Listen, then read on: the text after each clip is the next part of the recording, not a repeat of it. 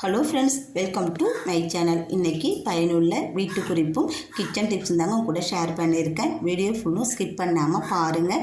Video பிடிச்சிருந்துச்சுன்னா என் சேனலுக்கு ஒரு லைக் கொடுங்க. மறக்காமல் என் சேனலை சப்ஸ்கிரைப் பண்ணி சப்போர்ட் பண்ணுங்கள். நீங்கள் கொடுக்குற லைக், ஷேர், கமெண்ட் இதெல்லாம் என்னுடைய வெற்றி பாதைக்கு வழிவகுக்கும். வாங்க என்னென்ன டிப்ஸ் சொல்லியிருக்கேங்கிறத வீடியோக்குள்ளே போய் பார்க்கலாம்.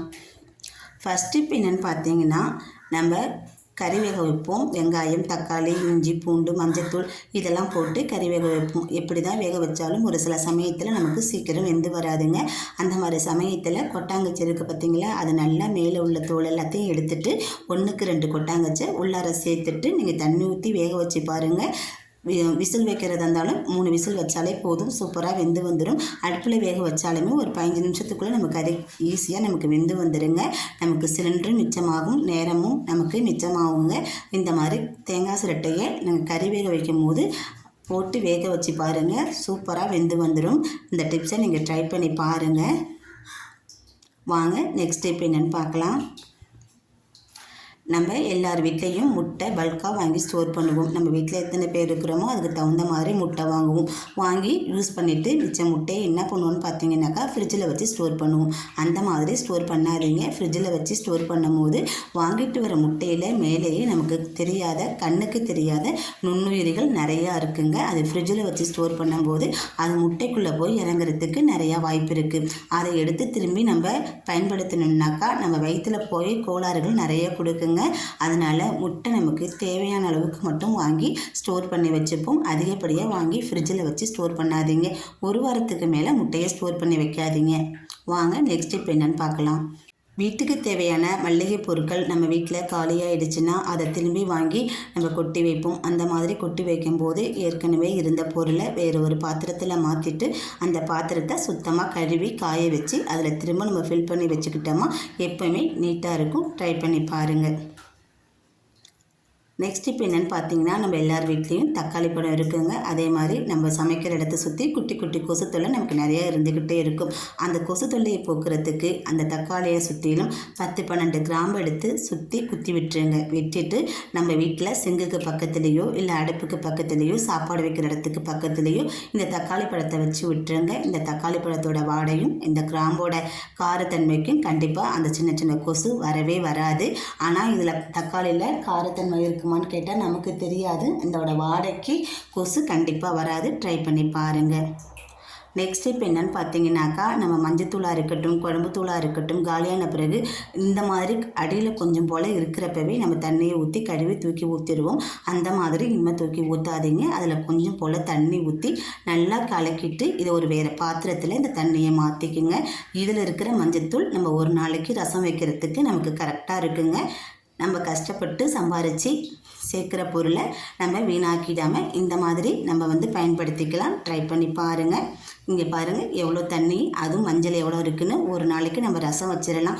ஒரு நாளைக்கு ஊற்றுறதா அப்படிங்கிறத நீங்கள் கணக்கு பண்ணாதீங்க. ஒவ்வொரு நாளும் இந்த மாதிரி செஞ்சோம்னா நம்ம பணம் எவ்வளவு விரையும் ஆகுது அப்படிங்கிறத பற்றி நீங்கள் யோசிச்சு பாருங்கள். வாங்க நெக்ஸ்ட் ஸ்டெப் என்னென்னு பார்க்கலாம்.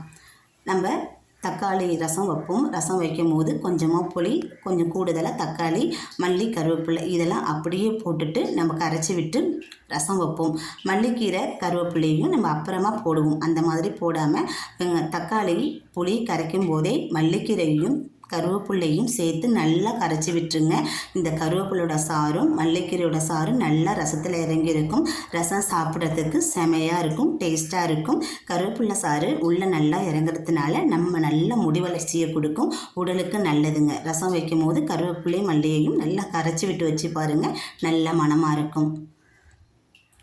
வாங்க நெக்ஸ்ட் இப்போ என்னென்னு பார்க்கலாம். நம்ம வீட்டில் முட்டை வைப்போம். முட்டை வைக்கும் போது பார்த்திங்கன்னா இந்த பாத்திரத்தில் சுற்றிலும் ஒரு மாதிரி உப்பு பூத்த மாதிரி ஆகிடும். அந்த மாதிரி இல்லாமல் இருக்கிறதுக்கு ஒரு குட்டி சைஸ் லெமன் எடுத்து அதில் சேர்த்து கொஞ்சம் போல் உப்பையும் போட்டு நீங்கள் வேக வச்சு பாருங்கள். கண்டிப்பாக அது பாத்திரத்தில் சுற்றியும் நமக்கு அந்த உப்பு கரை இருக்காது. இந்த உப்பு கரை எல்லாத்தையுமே இந்த லெமன் அரிச்சு எடுத்துரும். ட்ரை பண்ணி பாருங்கள். முட்டையும் நல்லா வெந்து வரும். வாங்க நெக்ஸ்ட் இப்போ என்னென்னு பார்க்கலாம். நம்ம வீட்டில் ரசம் வைக்கும்போது இந்த மாதிரி முறைக்கட்டி வரும் போதே நம்ம ரசத்தை நம்ம இறக்கி வச்சுருந்தேங்க. கொதிக்க வைக்கக்கூடாது. அலுமினிய பாத்திரத்தில் நம்ம ரசம் வச்சோம்னா அதை அப்படியே வேறு ஒரு சில்வர் பாத்திரத்தில் மாற்றி வச்சுருங்க. அதே பாத்திரத்தில் நம்ம வைக்கக்கூடாது. அலுமினிய பாத்திரம் அரிச்சு எடுத்துரும். வாங்க நெக்ஸ்ட் இப்போ என்னென்னு பார்க்கலாம். நம்ம எல்லார் வீட்லேயும் தொடப்பம் பயன்படுத்துவோம். ஒரு சில நாளில் பார்த்திங்கன்னா தொடப்பத்தோட அடிப்பகுதி நம்ம கையெல்லாம் குத்தும். அதில் உள்ள தொடப்பத்தில் உள்ள குச்சி ஒன்று ஒன்றா கலண்டு கீழே வந்துடும். அந்த மாதிரி வராமல் இருக்க வீட்டில் உள்ள வேஸ்ட்டு சாக்ஸ் ஒன்று கையில் எடுத்துக்குங்க. அதை எடுத்துட்டு இந்த சாக்ஸை அதில் போட்டு விட்டுருங்க. கொஞ்சம் கொஞ்சமாக நவுத்தி இதை போட்டிங்கன்னா அதை போட்டுடலாம். இந்த மாதிரி போட்டு வைக்கும்போது தொடப்பத்தில் உள்ள குச்சியும் ஒன்று கூட கலண்டு கீழே வராது.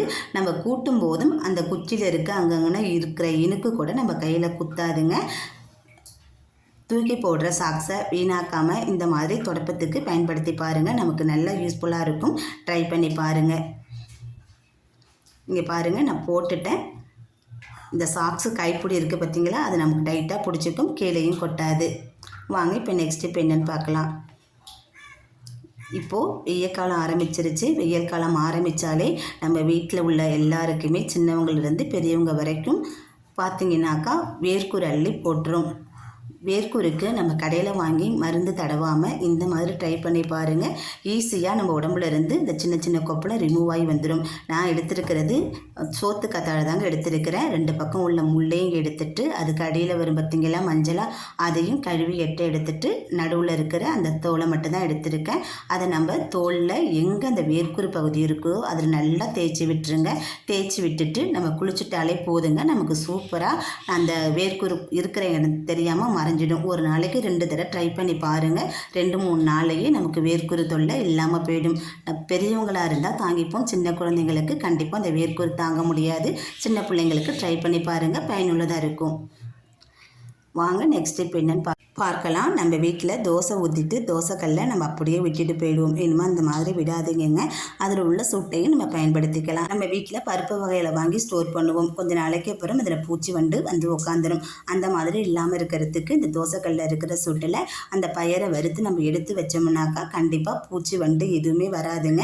நீண்ட நாளைக்கு நமக்கு அப்படியே இருக்கும். அது மட்டும் இல்லாமல் இந்த மாதிரி மிதமான சூட்டில் நம்ம வாட்டி வைக்கிறதுனால நமக்கு சாம்பார் வைக்கும்போது நல்லா வாசமாகவும் மனமாகவும் இருக்கும், கூடுதல் சுவையாகவும் இருக்கும். நம்ம துவையல் எதுவும் வறுக்கிறோம் செய்கிறோம் அந்த மாதிரி சமயத்தில் இந்த பயர் எடுத்து கூட நம்ம டக்குன்னு யூஸ் பண்ணிக்கலாம். நமக்கு நேரம் மிச்சமாகும். ட்ரை பண்ணி பாருங்கள்.